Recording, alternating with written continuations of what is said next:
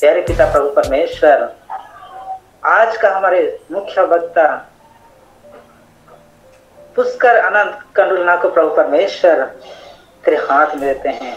हाँ पिता प्रभु परमेश्वर, भाई पुष्कर अनंत कंडुलना को प्रभु जी तू अपना पवित्र आत्मा से परिपूर्ण कर पिता, ताकि वह तेरे पवित्र आत्मा से होकर के प्रभु परमेश्वर तेरे जीवित वचन को प्रभु जी हमारे बीच में रखें प्रभु जी।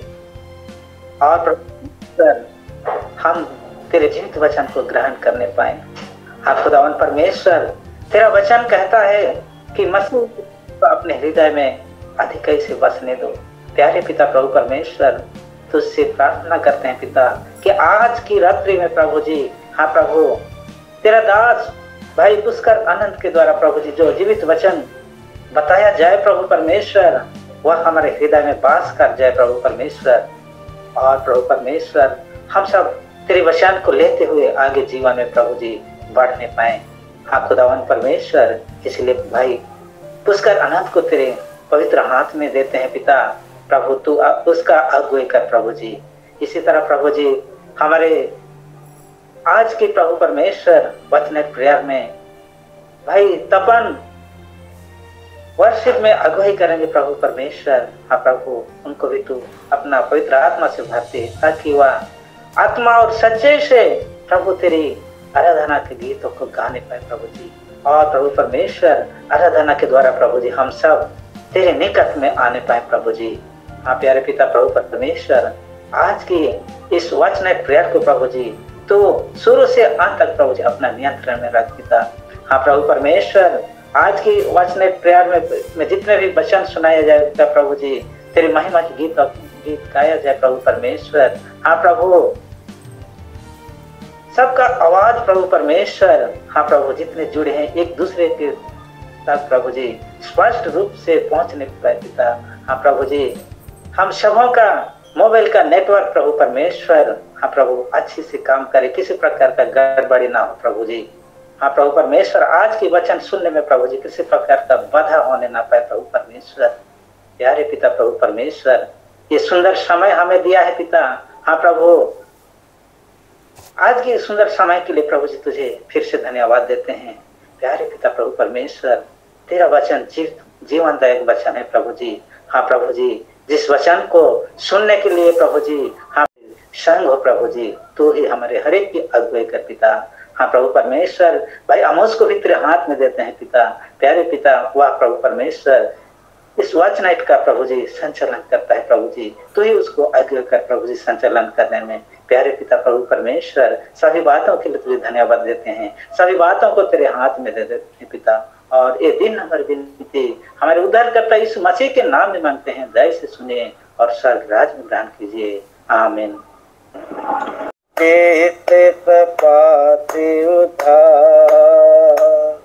आसमानों के नीचे लोगों के बीच में कोई दूसरा नाम नहीं है,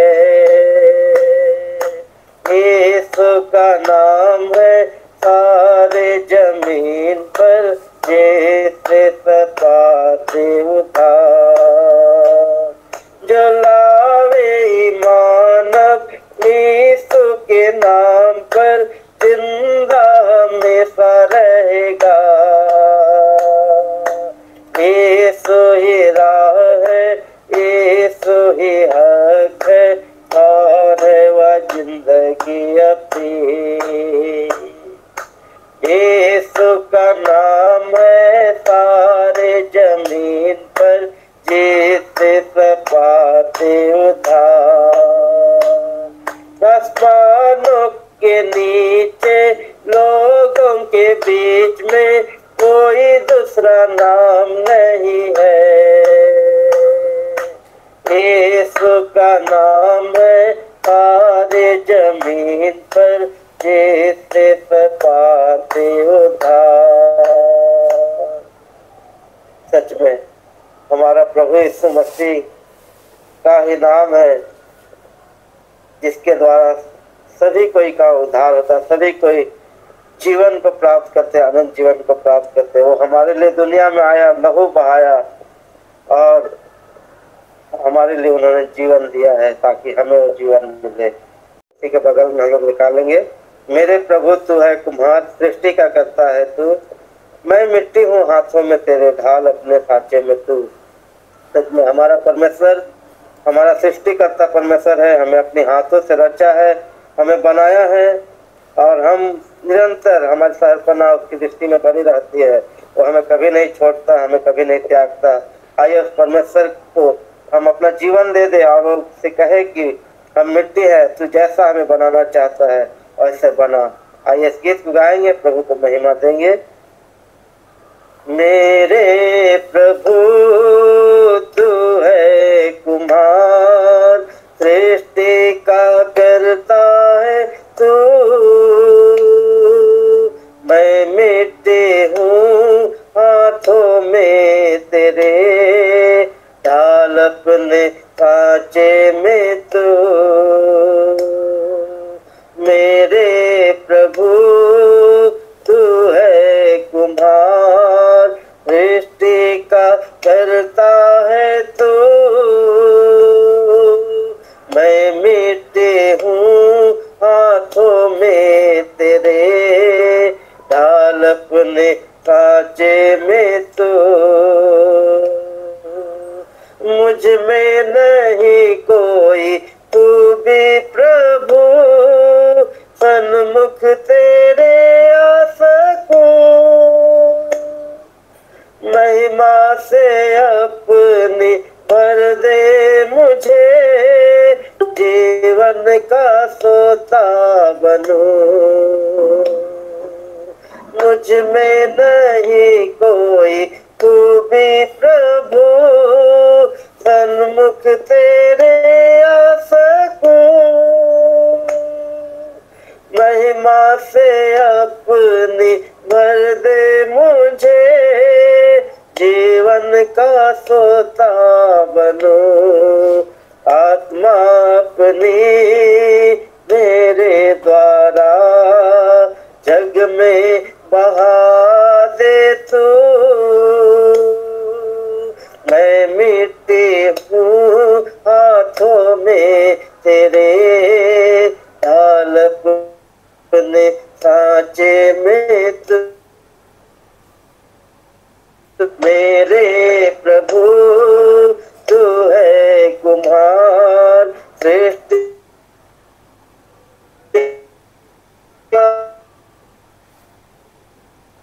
मिट्टी का बर्तन हूँ मैं,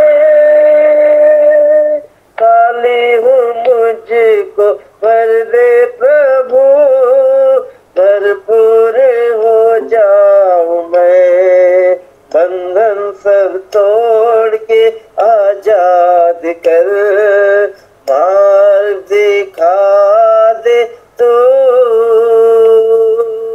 मैं मिट्टी हूँ हाथों में तेरे, ढाल अपने सांचे में तू। मेरे प्रभु तू है कुम्हार, सृष्टि का करता है तू, मैं मिट्टी हूँ हाथों में तेरे, ढाल अपने सांचे में तू। पिता को भूल कर मैं आशीषों को खो दिया, दुनिया की मोह माया में मैं फंस करके रह गया, पर ये पिता को भूल कर मैं आशीषों को खो दिया। आया हूँ तेरे चरणों में मैं, अपना बना ले तू, मैं मिट्टी हूँ हाथों में तेरे, ढाल अपने सांचे में तू। मेरे प्रभु तू है कुम्हार, का करता है तो मैं मिट्टी हूँ हाथों में तेरे, डाल अपने सांचे में तू, डाल अपने सांचे में तू। 432 रिवाइवल सॉन्ग नंबर 432। तूने मुझे आगे पीछे घेर रखा है, अपना हाथ मुझ पर रखे रहता है, तेरी आत्मा से भागकर मैं किधर जाऊं।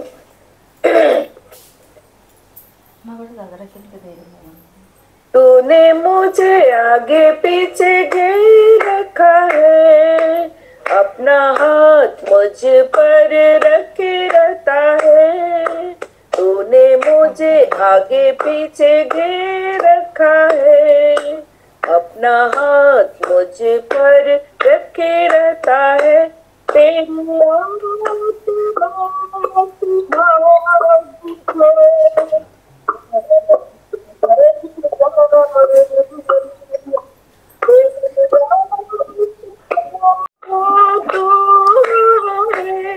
अधलोक में जाऊं तो तू वहाँ है, आकाश का चढ़ो तो वहाँ है। अधलोक में जाऊं तो तू वहाँ है, तेरी आत्मा से भाग कर मैं किधर जाऊं। तेरी आत्मा से भाग कर मैं किधर जाऊं। तूने मुझे आगे पीछे घूम रखा है, अपना हाथ मुझ पर रखे रहता है।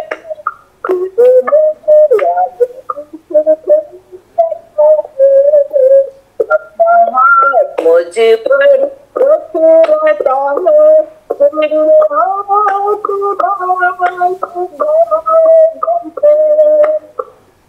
मैं किधर जाऊं। तूफान से घिरो तो वहाँ है, लहरों में चलो तो वहाँ है। तूफान से घिरो तो वहाँ है, लहरों में चलो तो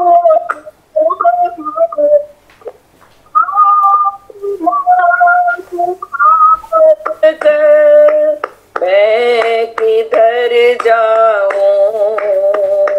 तेरी आत्मा से भाग कर मैं किधर जाऊं। मेरे मुंह में ऐसी कोई बात नहीं, इसे पूरी रीति से तो जानता न हो।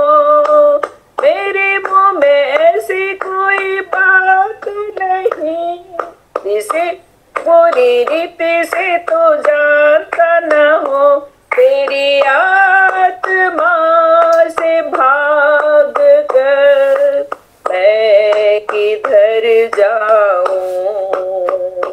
तेरी आत्मा से भाग कर मैं किधर जाऊं। तूने मुझे आगे पीछे घेर रखा है, अपना हाथ मुझ पर रखे रहता है। तूने मुझे आगे पीछे घेर रखा है, अपना हाथ मुझ पर रखे रहता है। तेरी आत्मा से भाग कर मैं किधर जाऊं। तेरी आत्मा से भाग कर मैं किधर जाऊं। धन्यवाद।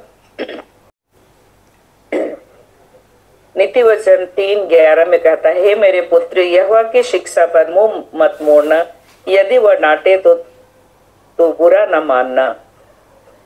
भजन संहिता 25 का 4-5 में कहता है, हे यहोवा अपने मार्ग मुझको दिखला, अपना पथ मुझे बता दे, मुझे अपने सत्य पर चला और शिक्षा दे, क्योंकि तू मेरा उद्धार करने वाला परमेश्वर है।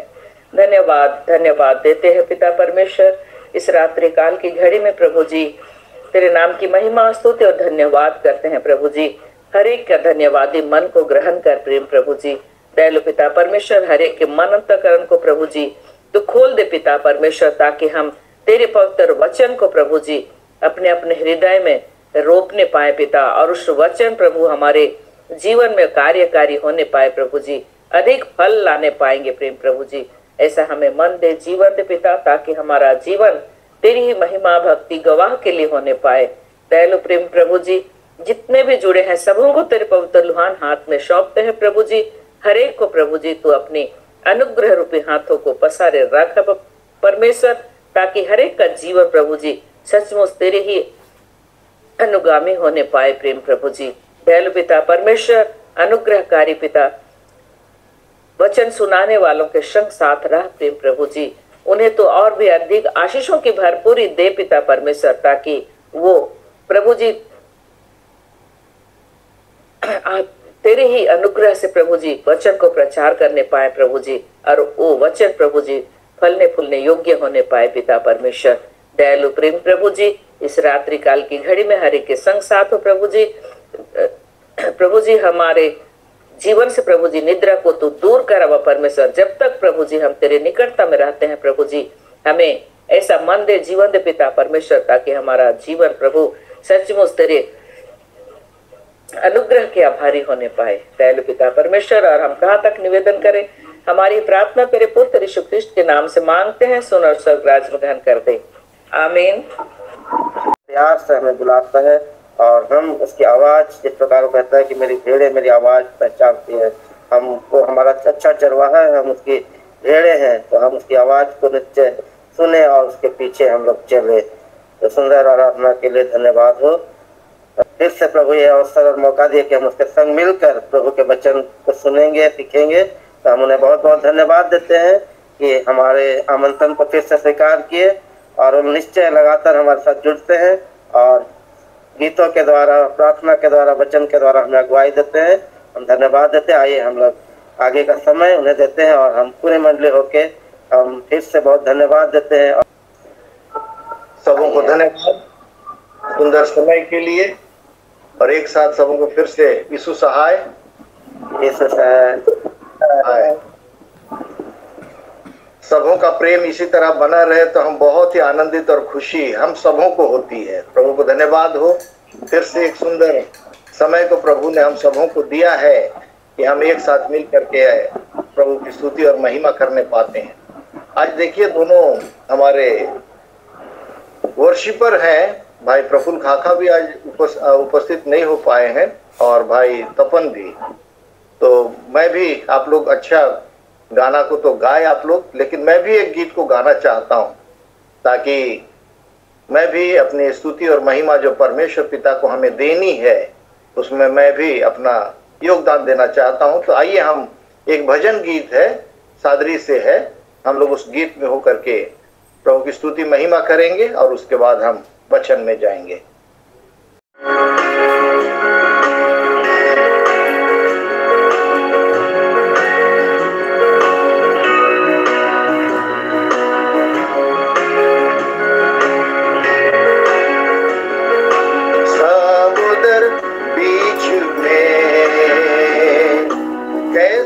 तूफान उठेला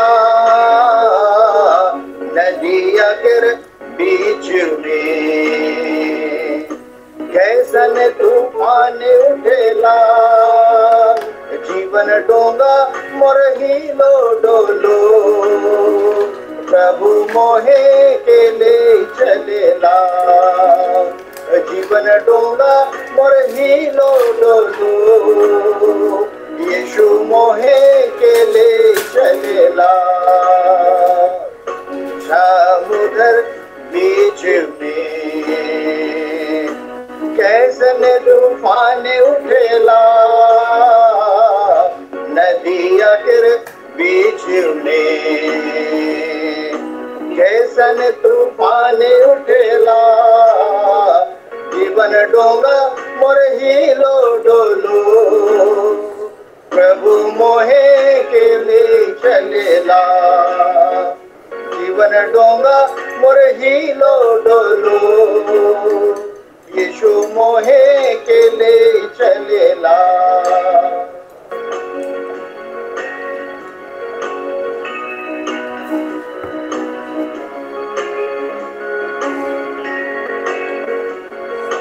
जीवन दे ले मोके, सहारा दे ले तो,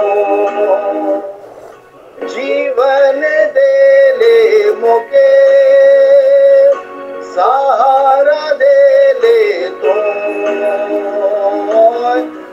मोरे आशा, तो है भरोसा, तो है मोर जिंदगी, जीवन डोंगा मोर हिलो डोलो, प्रभु मोहे के ले चलेला, जीवन डोंगा मोर हिलो डोलो, यीशु मोहे के ले चलेला।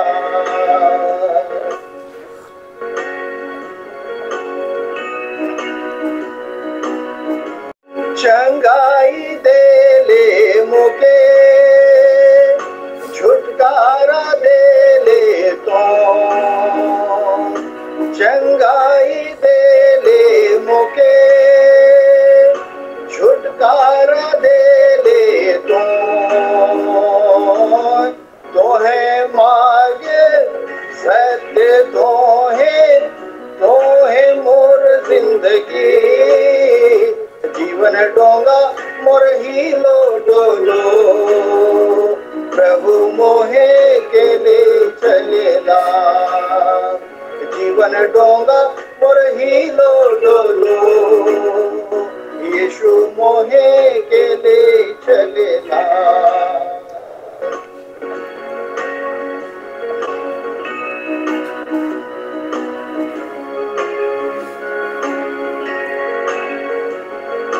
पाप क्षमा दे ले मोके, उद्धार दे ले तू, पाप क्षमा दे ले मोके, उद्धार दे ले तू, तो है शांति मुक्ति, तो है मोर जिंदगी, जीवन डोंगा मोर हिलो डोलो, प्रभु मोहे के ले चलेला, जीवन डोंगा मोर हिलो डोलो, यीशु मोहे के ले चलेला।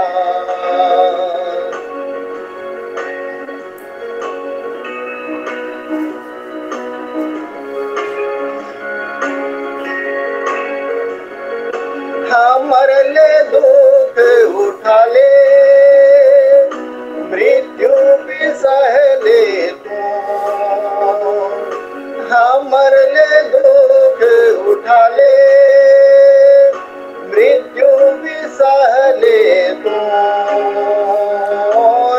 तो है डर पूरा, तो है नया जिंदगी, जीवन कामर हिलो डोलो, प्रभु मोहे के ले चलेला, जीवन डोंगा मोर हिलो डोलो, यीशु मोहे के ले चलेला।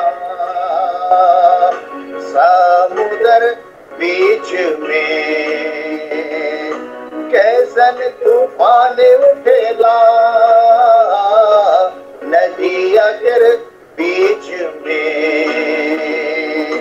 कैसन तूफान उठेला, जीवन डोंगा मोर हिलो डोलो, प्रभु मोहे के ले चलेला, जीवन डोंगा मोर हिलो डोलो, यीशु मोहे के ले चलेला।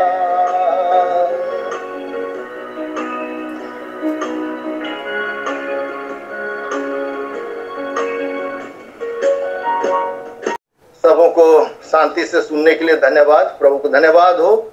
आइए हम वचन में जाएंगे और उसके पहले हम प्रभु को धन्यवाद देंगे।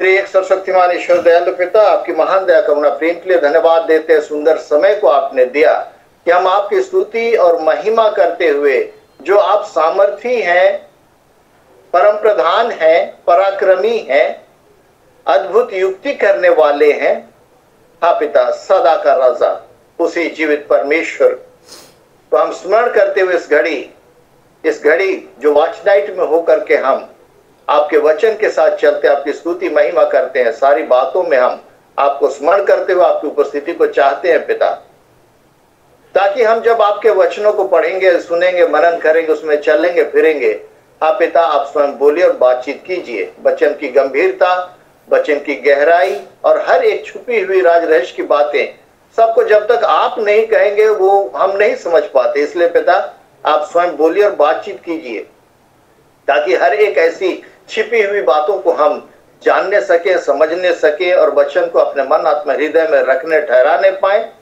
जिसके द्वारा कि ये वचन हमारे पांव के लिए दीपक और मार्ग के लिए उजियाला ठहरने पाए। सारा आदर, गौरव, महिमा आपको देते हुए, आगे के समय को आपके हाथों सौंपते हुए, यह धन्यवाद विनती प्रार्थना को आप ही के प्रिय बेटे मसीह यीशु के पवित्र मीठे नाम से मांगते हैं। दया से सुने और स्वराज में से ग्रहण करें, आमीन।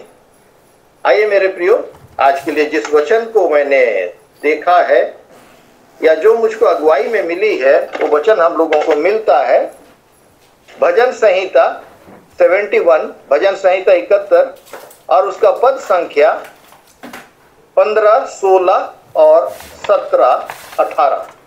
4 पद हैं, 15, 16, 17, 18। इसमें वचन यूं कहता है, मैं अपने मुंह से तेरे धर्म का और तेरे किए हुए उद्धार का वर्णन दिन भर करता रहूंगा, क्योंकि उनका पूरा ब्यौरा मेरी समझ से परे है। मैं प्रभु यहोवा के पराक्रम के कामों का वर्णन करता हुआ आऊंगा। मैं केवल तेरे ही धर्म की चर्चा किया करूंगा। हे परमेश्वर, तू तो मुझको बचपन ही से सिखाता आया है और अब तक मैं तेरे आश्चर्य कर्मों का प्रचार करता आया हूं। इसलिए हे परमेश्वर, जब मैं बूढ़ा हो गया और मेरे बाल पक गए, तब भी तू मुझे ना छोड़, जब तक मैं आने वाली पीढ़ी के लोगों को तेरा बाहुबल और सब उत्पन्न होने वालों को तेरा पराक्रम ना सुनाऊं। यहां तक, आमीन। की प्रार्थना जो इसमें हम लोग पाते हैं, राजा दाऊद का अगर समय को देखेंगे तो आज से वो यीशु मसीह से लगभग 1000 वर्ष पहले राजा दाऊद इस जगत में थे और उससे लगभग 1000 वर्ष पश्चात यीशु मसीह इस जगत में आए और मसीह को गए अभी 2024-25 वर्ष हो रहे हैं। 2024 वर्ष हमने कंप्लीट पार किया है, तो 3000 वर्ष पहले की बातें हैं ये। राजा दाऊद अपने पूरे साजो साज में कहेंगे एक राजा के रूप में होकर के एक वृद्ध की प्रार्थना, एक अपने उम्र के अंतिम पड़ाव में होकर के ये प्रार्थना को करता है। परमेश्वर पिता अपने पराक्रम को हमेशा लोगों तक पहुंचाने की उन्हें कोशिश की। हम देखेंगे एक वचन को हमको मिलता है व्यवस्था विवरण 4 का 9 और 10 में।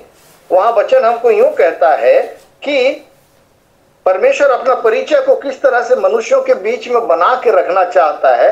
वो कहता है यह अत्यंत आवश्यक है कि तुम अपने विषय में सचेत रहो और अपने मन की बड़ी चौकसी करो, कहीं ऐसा ना हो कि जो जो बातें तुमने अपनी आंखों से देखी उनको भूल जाओ और वह जीवन भर के लिए तुम्हारे मन से जाती रहे, किंतु तू उन्हें अपने बेटों पोतों को सिखाना। जिन बातों को इस्राएलियों ने जब ये मिस्र देश से चले थे कनान के देश में, और उस रास्ते में लगभग 40 वर्ष का जो समय था, उस समय काल में जो भी आश्चर्य कर्म परमेश्वर पिता ने किया, उनके बारे में अपने इस्राएलियों को हिदायत देता है कि उनको मत भूल जाना। और उसको अगर 6 का 7 में अगर पढ़ेंगे व्यवस्था विवरण 6वां अध्याय का 7 पद में, और तू इन्हें अपने बाल बच्चों को समझा कर सिखाया करना और घर में बैठे मार्ग पर चलते लेटते उठते इनकी चर्चा किया करना। अपनी अगली पीढ़ी को बताना कि परमेश्वर पिता कौन है और कैसा है।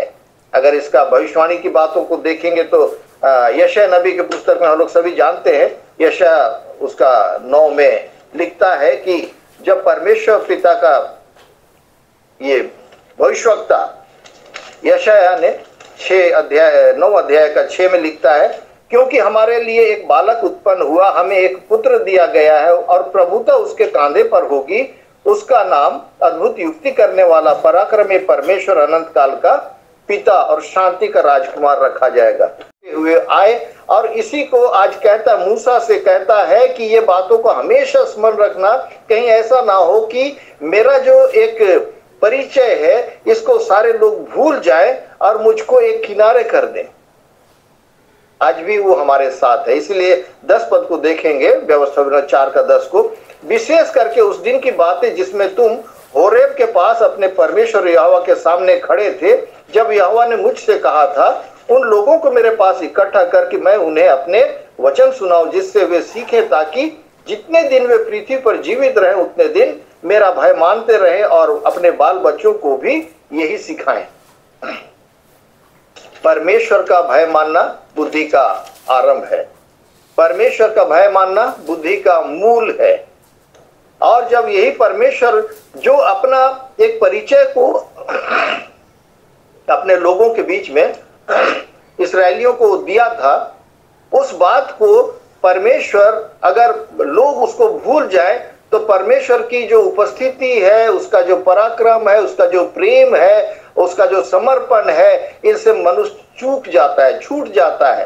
और परमेश्वर से अलग होने का मतलब जानते हैं सभी कि हम जब से परमेश्वर से अलग होते हैं हम छूछे हाथ हो जाते हैं, हमारे पास कुछ भी नहीं रह जाता, क्योंकि आज भी परमेश्वर अपने कार्यों को उसी तरह कर रहा है जैसे उस समय करता था। इब्रानी 13 का 8 में लिखता है, यीशु मसीह जो आदि में था, उत्पत्ति के समय था, आदि में था, कल था, आज है और युगानुयुग एक सा है। तो हमें इस बात पर अचरज नहीं हो जो परमेश्वर के साथ आदि में सृष्टि की रचना के समय जो यीशु था, वही यीशु आज भी है हमारे साथ में।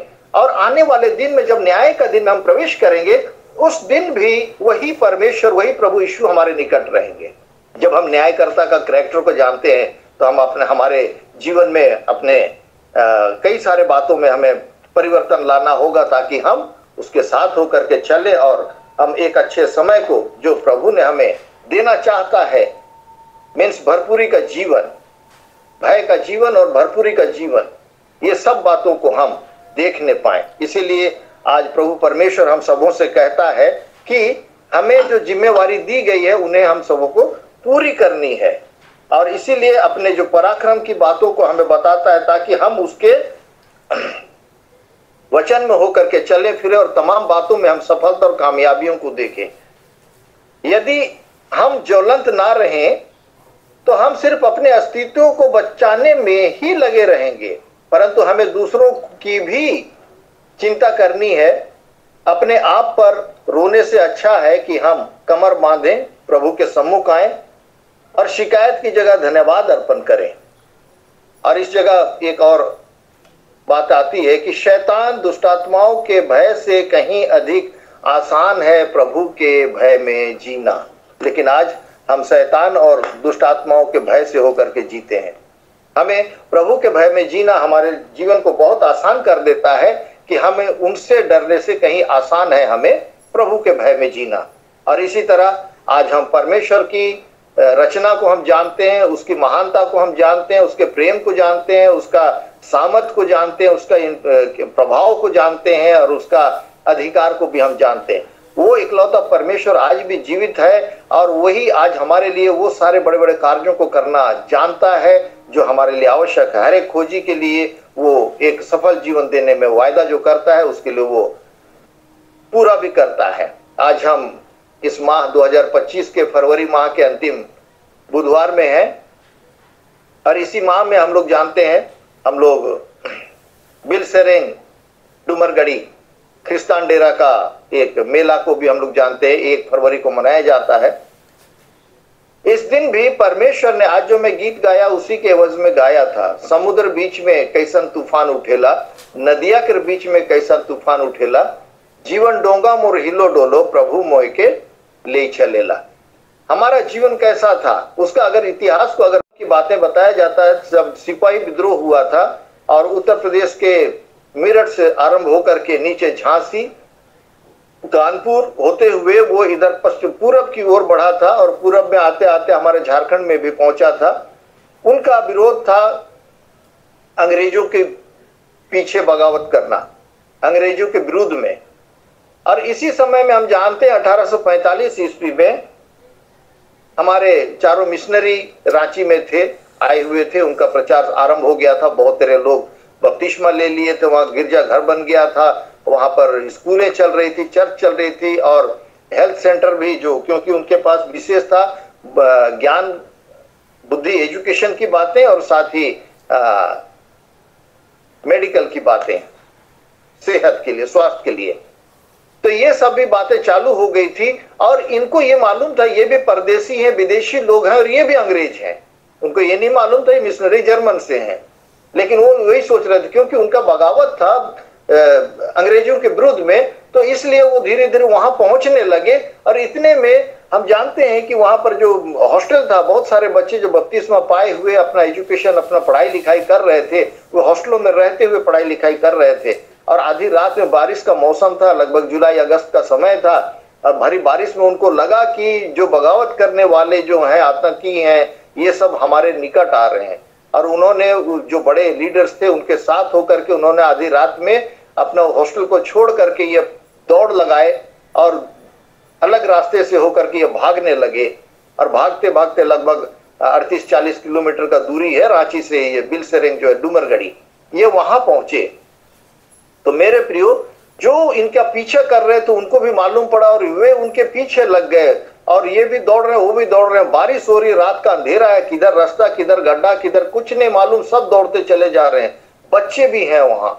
ऐसा करते करते ये लोग कारो नदी के किनारे पहुंचे, जो उफान पर था, बाढ़ चल रही थी। वहां इनका भी जीवन का डोंगा जो है हिलो डोलो होने लगा कि आगे भरा हुआ नदी है, बाढ़ चल रही है, बच्चे बड़े सब है उसमें, अब उसको कैसा पार किया जाए। पीछे ये सिपाही विद्रोह वाले, बगावत करने वाली सेना। सेम लाल सागर का किस्सा है। और इसके आगे हम जानते हैं कि ये लोग क्या किए, वहां पर घुटना टेक करके विनती करने लगे कि प्रभु अब तू ही हमारा सहारा है, क्योंकि इनको वो शिक्षा दी गई थी कि प्रभु पर भरोसा रखना इनको सिखाया गया था। इन्होंने उस आधी रात में ही वहां कौन सा कितना समय था नहीं मालूम, वहीं घुटना टेक करके सभी बच्चे बड़े एडल्ट सारे लोग प्रार्थना करने लगे। और उस प्रार्थना के जवाब में ऐसा हुआ कि एक पेड़ गिर गया वहां, बड़ा पेड़, और पेड़ ऐसा गिरा कि वो नदी के आर पार एक ब्रिज सा बन गया। इसीलिए प्रभु का वचन कहता है भजन संहिता 29 का 4 और 5 और 7 में लिखता है, यहोवा की वाणी शक्तिशाली है, यहोवा की वाणी प्रतापमय है, यहोवा की वाणी देवदारों को तोड़ डालती है, यहोवा लबानोन के देवदारों को भी तोड़ डालता है, यहोवा की वाणी आग की लपटों को चीरता है। उसकी एक एक आवाज में इतना शक्ति, इतनी क्षमताएं हैं कि जब ये प्रार्थना करने लगे, यहोवा परमेश्वर कुछ तो शब्द कहा होगा। और वहां के सारे वो जो पेड़ था, एक बड़ा बहुत ही भारी पेड़ था, वो ऐसा गिरा कि बीच के टापू तक उसका एक ब्रिज सा बन गया। इनको मालूम पड़ गया कि ये पेड़ गिरा है तो हमारी प्रार्थना का उत्तर है, और उसी विश्वास और भरोसे में सारे लोग उस पेड़ से चढ़ के उस टापू में पार हो गए। और जब ये लोग वहां पहुंचे और पीछे से जब सेना पहुंची, तब तक ये पेड़ को उस नदी का बहाव जो है, बाढ़ जो है, उसको बहा करके ले गया। तब ये ढूंढने लगे कि ये लोग गए किधर। उनको यही पता नहीं लगा, इतना भारी नदी में तो ये लोग पार नहीं हुआ होगा, क्योंकि इसमें उतरना जान का जोखिम में डालना। और इसी तरह से वे लोग उसको आसपास ढूंढते हुए सारी सेना लौट गई। इसके बाद उनका तकलीफ और पीड़ा आरंभ होता है। जो टापू में फंसे थे, सुबह हुई, ना खाना ना पीना, कुछ नहीं, वहां का पेड़ पौधे, फल मूल जो भी उनको मिलता था, पत्ते वत्ते सब खाने लगे, क्योंकि उनको जीवन मिलना था। वहां सांप बिच्छू कई तरह के जीव जंतु होंगे, लेकिन उन सारी बातों से अचिंता होकर के उन्होंने वहां अपने आप को बचाने की कोशिश की। लेकिन कुछ ही समय में कहेंगे, कुछ ही दिन में कहेंगे, एक बहन थी हन्ना लकड़ा, एक बहन थी पौलीना टोप्पो, जो आसपास के गांव में रहते थे, वो कहीं आते जाते में उनको शब्द सुनाई दिया हुआ है, रात के अंधेरे में आवाज सुनाई दिया, यहाँ कोई तो है, कुछ तो है। और उसकी खोजबीन करते करते हुए जब वहां पहुंचते हैं तो देखते हैं टापू में ये लोग फंसे हुए हैं। बातचीत किए होंगे तो उन्होंने अपना जो भी दुखड़ा बताया होगा चिल्ला करके, आवाज करके, और उन्होंने उनसे रिक्वेस्ट भी किया कि होगा कि हमने 2 दिन से 3 दिन से कुछ नहीं खाया है। तब ये बहनें अपने घर से चावल दाल ये वो जो भी उनको तो दे सकते थे उन्होंने लाया और बांस में बांध बांध करके उस पार तक उनको उतारा, पहुंचाया। बाढ़ में उतर के लोग भी तो बांस तक पहुंचे और खाना पीना उनको पहुंचाया गया।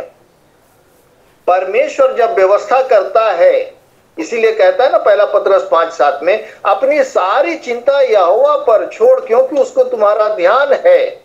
भजन 37 का 4 और 5 में कहता है, यहोवा को अपने सुख का मूल जान, तब वह तेरे मनोरथों को पूरी करेगा।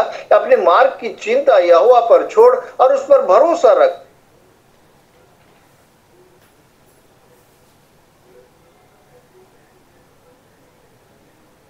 अगर हम इसको कॉन्वे नहीं करेंगे, अगली पीढ़ी तक नहीं पहुंचाएंगे, तो अगला पीढ़ी परमेश्वर को, जो जीवित परमेश्वर है, जो कल और आज और युगानुयुग एक सा है, उसको लोग भूल जाएंगे। भूल जाने का मतलब तकलीफ पीड़ा में आ जाएंगे, संकट में आ जाएंगे और उनको कोई बचाने छुड़ाने वाला नहीं होगा। इसलिए मेरे प्रियो, हम जानते हैं कि फिर लगभग वो लोग भी 40-42 दिन उस टापू पे रहे। जब पानी उतरा वहां का, बाढ़ का पानी, तब वो बाहर निकलने पाए और वे फिर से अपने उसी घर में, कहेंगे या अपना जो ट्रेनिंग इंस्टीट्यूट है, अपना स्कूल है, उसी रांची शहर में लौटने पाए। उसी समय का तोप का निशान गिरजाघर में आज भी देखने को मिलता है।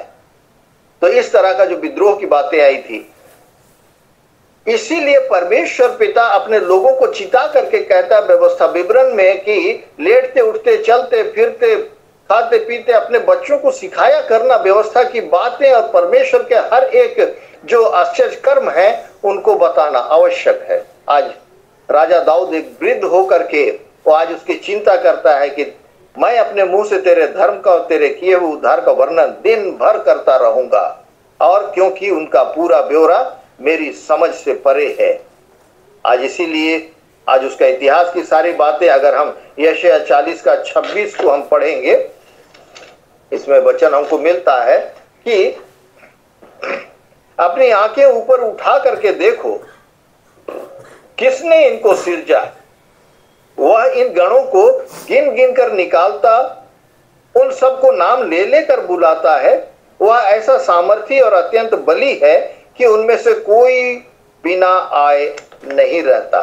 मेरे प्रियो, आज भी परमेश्वर उतना ही सामर्थवान है, आज भी उतने काम कर सकता है, आज भी उतने ही हमारे लिए, वो हमारे विश्वास के अनुसार हम जब उस पर भरोसा रखते हैं, वो हमारे लिए काम करता है, हमारे लिए चीजों को एकत्र करता है, हमारे लिए प्रस्तुत करता है, हमारे लिए प्रकट करता है सारी बातों को। इसलिए प्रभु को धन्यवाद हो। हम पिछले लगभग आज इसी महीने में हमारा 2 साल हो जाएगा।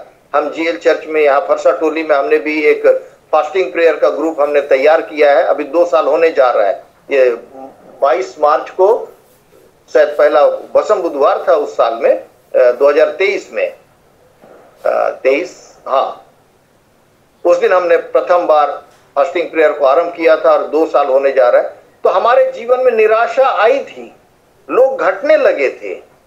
लोग शुरू में तो आए और जो कहेंगे जो आधिकारिक तौर पर थे उनमें से भी लोग घटने लगे कि कहाँ फालतू का इस प्रार्थना में लगे। लेकिन आज की बात है, आज भी हमारा अंतिम बुधवार को हम लोग बैठते हैं सप्ताह में एक दिन, आज भी हमने बैठा था। तो आज जो पुराने जो कम थे, आज किसी कारण बस रौरकेला से बाहर होने के वजह से 2-3 लोग कम थे, लेकिन उसके बाद भी हम गिनती में अधिक थे।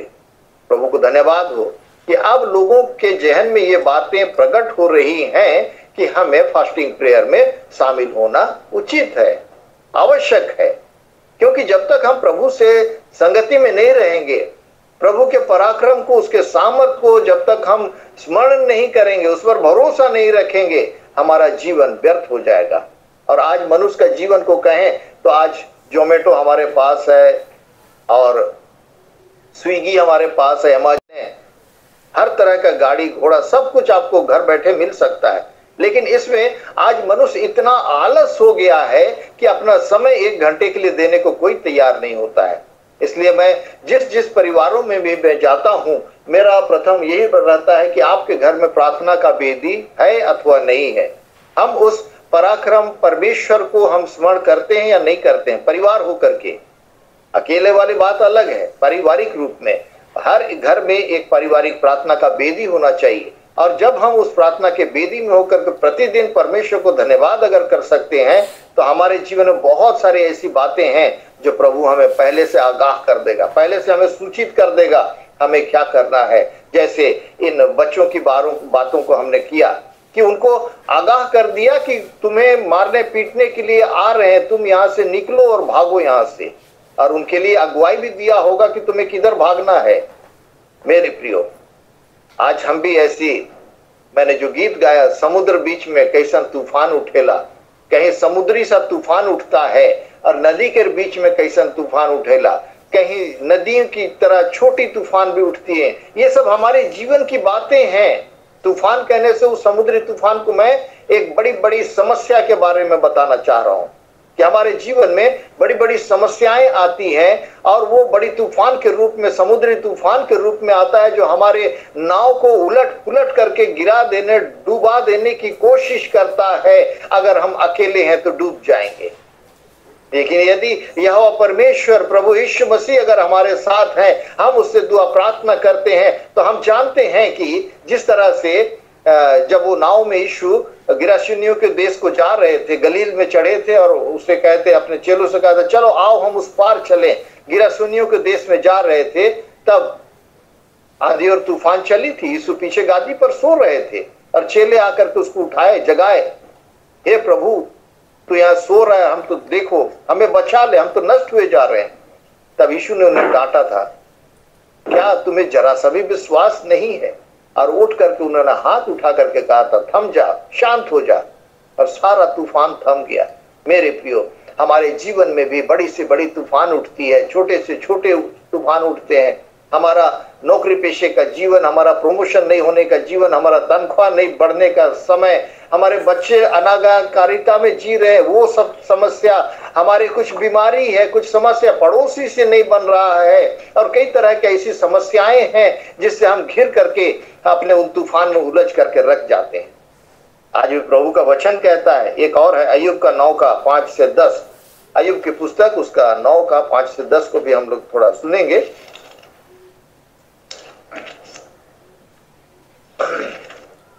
उसको हम पढ़ रहे हैं। वह तो पर्वतों को अचानक हटा देता है और उन्हें पता भी नहीं लगता। वह क्रोध में आकर उन्हें उलट पुलट कर देता है। वह पृथ्वी को हिलाकर उसके स्थान से अलग करता है और उसके खंभे कांपने लगते हैं। उसकी आज्ञा बिना सूर्य उदय होता ही नहीं और वह तारों पर मुहर लगाता है। वह आकाश मंडल को अकेला ही फैलाता है और समुद्र की ऊंची ऊंची लहरों पर चलता है। वह तो ऐसे बड़े कर्म करता है। वह सप्तर्षि, मृगशीरा और कचपचिया और दक्षिण के नक्षत्रों को का बनाने वाला है। वह तो ऐसे बड़े कर्म करता है जिनकी थाह नहीं लगती, और इतने आश्चर्य कर्म करता है जो गिने नहीं जा सकते। देखो, मेरे सामने से होकर चलता है परंतु मुझको नहीं दिखाई पड़ता, और वो आगे को बढ़ जाता है परंतु मुझे सूझ ही नहीं पड़ता। देखो, वह छीनने लगे और उसको कौन रोकेगा? कौन उससे कह सकता है कि तू यह क्या करता है? परमेश्वर आज भी हमारे जीवन में उतना ही पराक्रमी, उतना ही सामर्थ के साथ हमारे जीवन में काम कर सकता है। हमें भरोसा करना है, उस पर आशा रखते हुए जब हम उसके आगे बढ़ते हैं, वो आज भी उतने क्षमता के साथ काम कर सकता है। इसीलिए वो आज भी तरस भरी निगाह से एक एक को देखता है, ढूंढता है कि कौन मेरे पक्ष में निष्कपट है, कि मैं उसके लिए अपना स्वर्ग का भंडार खोलूं, उसके लिए कुछ करूं।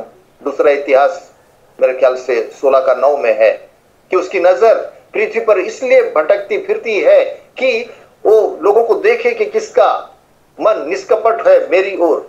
उसके प्रति वो भलाई करे। मेरे प्रियो, आज हम अपने कैरेक्टर को देखते हैं, आज हम अपने जीवन को तलाशते हैं। अगर हमारे जो भी कमियां हैं, घटी हैं, यदि हम निष्कपट होकर के उसके राज की खोजी हो जाए, प्रभु का वचन कहता है जवान सिंहों को भी घटी होती है और वो भी भूखे रह जाते हैं, लेकिन यहोवा के खोजियों को किसी भली वस्तु की घटी नहीं होती। भजन 34:10। आज भी उन लोगों को ढूंढता है कि किसके पक्ष में मैं भलाई का काम करूं, और जितने उसके ओर नजर उठाते हैं और कृपा दृष्टि और अनुग्रह का आशा लगाते हैं, प्रभु उन पर आशीषों को उंडेलता है। अगर हम आज हमारे जीवन में कोई ऐसी तकलीफ और पीड़ा अगर हमारे जीवन में है तो हमें उसकी ओर निहारना है। आज भी हमारी प्रार्थनाएं व्यर्थ नहीं जाती, आज भी हमारी एक एक प्रार्थना का उत्तर हमको मिलता है। अभी पिछले दिनों, ये तो गवाही की बातें हैं, हम गए थे जोनाटोली, ये बानो के करीब है। हम लोग 5-6 सारे मिल करके हमारी टीम प्रार्थना के लिए गए थे। वहां एक परिवार बुलाए थे, हम उस परिवार में जाके शामिल हुए, जाके उनके लिए दुआ प्रार्थना करी। और उन्होंने क्या किया, 5-6 परिवार और बुला रखे थे, हम सभी मिल करके सभी के लिए प्रार्थना किए। और एक भाई लंगड़ाते हुए आए थे, बड़ी मुश्किल कठिन से आकर के, वो भी वहां बैठने नहीं सकूंगा बोले, तो उनके लिए लेटने के लिए चटाई बिछा दिया गया, तकिया भी लगा दिया गया, और लेट के सुन रहे थे वचन। और जब प्रार्थना की गई तब उठ करके बैठ गए, और जब अंतिम प्रार्थना की गई, उसमें चंगाई प्रार्थना भी था, वो खड़े होकर के प्रार्थना में शामिल हुए और बाद में चल के दिखाए, गवाहियां दी कि मेरे को कुछ नहीं है। हम जिसके लिए प्रार्थना करने गए थे उनके घर में तो छुटकारा मिला, साथ में 2-3 भाई और अपने चंगाई लेके चले गए। वो जो लाठी लेके आए तो लाठी को कंधे के नीचे फंसाया, हाथ के नीचे, और पैदल चले गए अपने घर। कोई आशा और विश्वास में परमेश्वर किसी को भी निराश नहीं करता। आज हमारे जीवन में उस विश्वास की कमी है, भरोसे की कमी है। आज लोग, इसीलिए यिर्मयाह 9:23-24 में अगर पढ़ेंगे, धनवान अपने धन पर घमंड ना करे, बलवान अपने बल पर घमंड ना करे, या फिर ज्ञानवान अपने ज्ञान पर घमंड ना करे। अगर घमंड करता है तो इस बात के लिए घमंड करे कि वह मुझे जानता है और समझता है, परमेश्वर पिता को जानता और समझता है। आज धनवानों के पास, इसीलिए प्रभु ने कहा था धनवानों के लिए स्वर्ग के राज में प्रवेश करना ऊंट के नाके में से निकल जाने से भी कठिन है, क्योंकि उनका भरोसा उस धन पर रहता है। तो आज मेरे प्रियो, हम सबों को, हम जैसे भी परिस्थिति में हैं, अच्छे भले हैं तो प्रभु को धन्यवाद देते हैं, लेकिन पौलुस प्रेरित कहता है कि मैं बुरे से बुरे, मैंने आज मेरे पास जो कुछ है मैं उसमें संतुष्ट होकर के जीना सीख गया हूं। मेरे प्रियो, हम सबों को प्रभु पर भरोसा रखना है। आज पूरा वचन परमेश्वर का परिचय ही तो देता है हमें। अगर हम उत्पत्ति से लेकर प्रकाशित वाक्य तक जाएंगे तो प्रभु की बातें हैं, उसकी प्रतिज्ञा की बातें हैं, और उन प्रतिज्ञाओं को वो उंडेलना चाहता, हमारे लिए खर्च करना चाहता है। लेकिन यदि हम उसको रिसीव करने वाले हों तब हमें मिलेगा, अन्यथा हम अपने संसारिक जीवन में हम जी सकते हैं। घर बैठे एक मोबाइल घुमाया और स्विगी से खाना आ गया, जोमेटो से खाना आ गया, अमेज़न से सारा सामान आ गया ओढ़ने पहनने का, और फ्लिपकार्ट से आ गया, और कई तरह के ऐसे ऑनलाइन है काम, घर बैठे सारा कुछ हो रहा है। बैठे के बैठे रह जाएंगे। ये सब ऑनलाइन और ऑफलाइन कुछ काम नहीं करेगा जब तक हम उस मेन नेटवर्क से जुड़े हुए नहीं रहते हैं। प्रभु यीशु का जो नेटवर्क है, उसको किसी ने लिखा था बहुत अच्छा कि उसके लिए चार्जिंग करने की जरूरत नहीं। ये जो परमेश्वर पिता से जो लिंक जोड़ने की बातें हैं ना, जो हम उससे बातें करते हैं, प्रार्थना की बातें हैं, उसके लिए आपका नेटवर्क को चार्ज करने की जरूरत नहीं, बैटरी की जरूरत नहीं, और चार्ज पैसे भरने की जरूरत नहीं, ना उसको कहीं ऑनलाइन में होकर कहीं वाईफाई ढूंढने की जरूरत है। अब जब आप उससे प्रार्थना करो, आपका नेटवर्क हमेशा चालू मिलेगा और बहुत जल्दी कनेक्ट हो जाएगा, आपको कोई डिस्टरबेंस भी नहीं मिलेगा, क्योंकि ये प्रार्थना जीवित परमेश्वर पिता के पास जाती है। और उस प्रार्थना में जब हम जाते हैं तो कोई रुकावट हमें नहीं मिलती है। अब डायरेक्ट हमारी प्रार्थनाएं आज नहीं कल पहुंच जाती है। इसका एक समरी भी है, तभी भी मैंने इसको पढ़ा था, रोमी 8:26-27 में। हम जो प्रार्थनाएं करते हैं वो हमारे बीच में एक मध्यस्थ है जो हमारा प्रभु यीशु मसीह है। और वो मध्यस्थ होकर के हमारी प्रार्थना, जिसको कि कोई ये नहीं है, संकलन नहीं है, अगर हम प्रार्थना करने हमें नहीं भी आता है, हम उलट फेर की बातों को करते हुए हम प्रार्थना करते हैं, लेकिन हमारी आशा तो रहती है कि हमने जो बोल रहे हैं वो पिता तक पहुंचे, उसको समझ में कैसा आएगा। तो बीच में जो मध्यस्थ है उस प्रार्थना को एडिटिंग करता है, उसको सही बना देता है, साफ सुथरा करता है, जो गलत शब्दों को मिटा देता है, अच्छे शब्दों को डाल देता है, और इस तरह से करके वो पिता के पास प्रार्थना को प्रस्तुत करता है। और इसी तरह से हमारी प्रार्थनाएं सुनी जाती है और हम अपने जीवन में उस प्रार्थना का उत्तर को देखते हैं। हमें से हर एक जो आज निराशा का जीवन है, कई तरह के ऐसी आज हम जीवन के भाग दौड़ में, आपाधापी में, बच्चों के पीछे, अपनी नौकरी के पीछे, घर की तमाम परिस्थितियों को सही करने के पीछे, मैंने खाना पकाना, झाड़ू बुहारा, कपड़ा लता, ये सब हम इतने व्यस्त हो जाते हैं।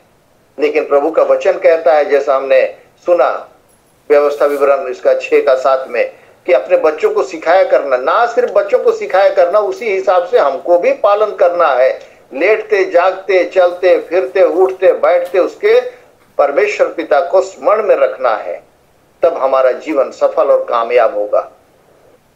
मैं लगभग प्रतिदिन नहीं भी तो 20-25 किलोमीटर चल जाता हूं, लेकिन अभी तक कोई एक्सीडेंट और इसकी बातें नहीं, क्योंकि हम घर से निकलने से पहले प्रभु के हाथ में अपने आप को समर्पित कर देते हैं। प्रभु आप जानिए, हम निकल रहे हैं, आपके काम के लिए निकल रहे हैं, हमें अपनी सुरक्षा का बाड़ा को दीजिएगा बस, और हम सुरक्षित वापस लौटते हैं, फिर से उसको धन्यवाद देते हैं।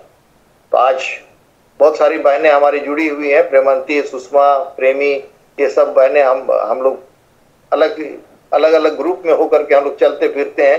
प्रेमी सिस्टर हमारे ग्रुप की हैं, प्रेमवंती सिस्टर, हम लोग अपना जो फास्टिंग प्रेयर हम लोग का भी अलग से चलता है, उसमें हम सब मिल करके चलते हैं। तो प्रभु को धन्यवाद हो कि आज ऐसे समय में हम लोग मिले जुले हैं, और हमारे द्वारा एक नया ग्रुप बोर्डविल में तैयार हुआ है, वो भी फास्टिंग प्रेयर करते हैं फ्राइडे के फ्राइडे, उसमें सुषमा बहन जुड़ी हुई हैं, उनका अलग से ग्रुप वहाँ तैयार हो गया है। एक ग्रुप हमारा सेक्टर में तैयार हो गया, वहां से प्रेमवंती सिस्टर है। एक ग्रुप हमारा पुराना यहाँ जमुना डीपा का है, जिसमें कि ज्योति मार्गरेट सोए हैं।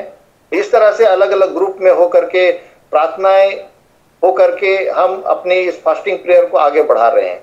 नहीं होगा जब तक हम यहोवा परमेश्वर को नहीं ढूंढेंगे, हम निराश होते रहेंगे, थकान हमको लगेगी, हम घबराएंगे, हम गिर पड़ेंगे, और तूफानें जो उठती है उसमें हम डूब जाएंगे। लेकिन प्रभु का धन्यवाद हो कि हमारे पास एक हथियार है, प्रार्थना। हम जब उस प्रार्थना में होकर चलते हैं, प्रभु के वचन को मनन करते हैं, उसके सुनते हुए उसका पालन करते हैं, तो हम निश्चय एक सफल जीवन को देखने पाएंगे। ये बहुत बड़ा गवाही जो हमारे लिए, हमने ख्रिस्तान डेरा का जो किस्सा को हमने सुना, ये एकमात्र ऐसा बड़ा किस्सा है जो जीएल चर्च के लिए एक बहुत बड़ा गवाही है, जो आज से लगभग 150-200 साल पहले, कितना 150 साल पहले, करीब 1857 का किस्सा है। इतना साल पहले भारत देश में किया गया इतना बड़ा गवाही का कारण, जो मिस्र देश में आज से हजारों वर्ष पहले किया गया था, उस लाल सागर में।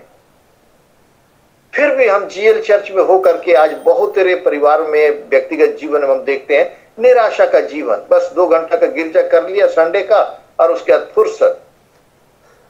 आज लोग कम जुड़े हैं, लेकिन आमोश भाई को भी धन्यवाद देता हूं कि जो ये वॉच नाइट का प्रेयर किया, इसके पीछे भी एक कारण है, और वैसे ही कारण हर एक के जीवन में जुड़ी हुई है कि यदि हम ऐसे प्रार्थना सभाओं में शामिल होते हैं तो हमारे भी बहुत सारे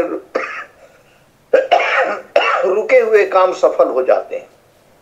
हमें लगता है कि अब गया, अब ये काम मेरा नहीं होगा, लेकिन होते होते जब हम परमेश्वर पिता के साथ संगति में रहते हैं, प्रभु यीशु के साथ संगति में रहते हैं, हमारा काम हो ही जाता है, पूरा हो जाता है। प्रभु को धन्यवाद हो आज के इस वचन के द्वारा। प्रभु हमें से हर एक को आशीष प्रदान करे। तो हमारा आज का ये फर्ज बनता है, हमारा ये कोशिश होती है, हमारे को जो आदेश आज के वचन के अनुसार मिलता है कि एक वृद्ध की प्रार्थना जो राजा दाऊद अपने बुढ़ापे के समय में इन वचनों को लिखा है कि जब तक मैं आने वाले पीढ़ी के लोगों को तेरा बाहुबल और सब उत्पन्न होने वालों को तेरा पराक्रम न सुनाऊं। हमें अगली पीढ़ी को तैयार करना है ताकि प्रभु यीशु मसीह का नाम लोगों के जहन से, उनके दिमाग से खो ना जाए, मिट ना जाए। और हमारा विश्वास में लोगों को और दृढ़ करना है ताकि हम और आगे बढ़ने पाए। और हम जब आगे बढ़ेंगे तो बहुत तेरे देख करके भी विश्वास में भरोसे में आते हैं। इसीलिए हमको ये धन्यवाद देता हूं भाई आमोस को कि आज इस मीटिंग को उन्होंने लगातार से जारी कर रखा है और बहुत तेरे लोग इसमें जुड़ते हैं। बहुत विभिन्न क्षेत्रों से होकर के अच्छे अच्छे वचनों को हम सुनने पाते हैं और इसके द्वारा भी हमारा विश्वास बढ़ता है कि हम परमेश्वर की संगति में आगे बढ़ने पाए। प्रभु करे आज के इस वचन के द्वारा हमें सहरे को आशीष प्रदान करें। आमीन। आइए हम प्रार्थना करेंगे। धन्यवाद देते हैं पिता परमेश्वर आपकी महान दया करुणा प्रेम के लिए। सुंदर समय को आपने दिया। जरूर हम वॉच नाइट में होकर के, इस रात के अंधेरे में होकर के भी आपसे दुआ प्रार्थना करते हैं, क्योंकि हर एक पहर की जो प्रार्थनाएं हैं पिता, उसका अलग अलग रिजल्ट हमको देखने को मिलता है। वो चाहे दिन भर के जीवन का हो, चाहे रात्रि भर के जीवन का, अलग अलग पहर की बातें हो। हाँ पिता, इस प्रहर में होकर के जब हम आपसे दुआ प्रार्थना करते हैं, निश्चय ऐसी प्रार्थनाओं के द्वारा भी आपके पास बहुत तेरी बातों का जो उपाय आप हमें देना चाहते हैं, वो चाहे रेलवे चर्च के लिए हो, जिन्होंने इस चैनल को चालू करके रखा है, आरंभ किया है और आपके साथ प्रति बुधवार को ये संगति करते हैं। निश्चय है पिता, आज के वचन के द्वारा आपने अपने आशीषों को देने का वायदा जो किया है, आप सेंत में प्रदान करेंगे। बहुत तेरी बातों को हमने जो पढ़ा है कि आपका आज भी पराक्रम, उसी आपका सामर्थ, आपका पावर, अधिकार आज भी उसी बराबर है जितना कि आप मिस्रियों के साथ चले थे, मिस्री देश से इस्राएलियों के साथ चले थे, जितना आप मूसा के साथ थे, जितना आप यहोशू के साथ थे, जितना आप सामुएल के साथ थे, दाऊद सुलेमान के साथ थे, उतने ही पराक्रम, उतना ही पावरफुल परमेश्वर, जीवित परमेश्वर, इकलौता जीवित परमेश्वर आज भी हमारे लिए कार्य करता है। हमें आपसे दुआ प्रार्थना करना और अपनी जरूरतों को आपके निकट लाना, आपके साथ संगति करना है और रिलेशन आपके साथ सदा बनी रहे, ताकि हम आपके साथ बातचीत भी करने पाए, ताकि आप हमें संकेत देते रहे हमें कब क्या करना है, क्या उचित है, क्या अनुचित है। धन्यवाद देते हैं पिता, सुंदर गवाही को आपने दिया जो बिल सरेंग किस्तान डेरा के विषय में है कि हम उस विश्वास में आज भी पल्ले बढ़े, ताकि हम उस विश्वास में आएंगे तो निश्चय हमारे भी जीवन की तमाम बड़ी बड़ी तूफानें शांत हो जाएंगी। वो चाहे छोटी हो बड़ी हो, सारे तूफान शांत हो जाएंगे। धन्यवाद देते हैं पिता, अब तक आपने हमारे साथ रहे, आगे का समय को भी आपके हाथों सौंप देते हैं और आपके तमाम आशीषों को मांग लेते हुए यह धन्यवाद विनती प्रार्थना आप ही के प्रिय बेटे मसीह यीशु के नाम से मांगते हैं। राज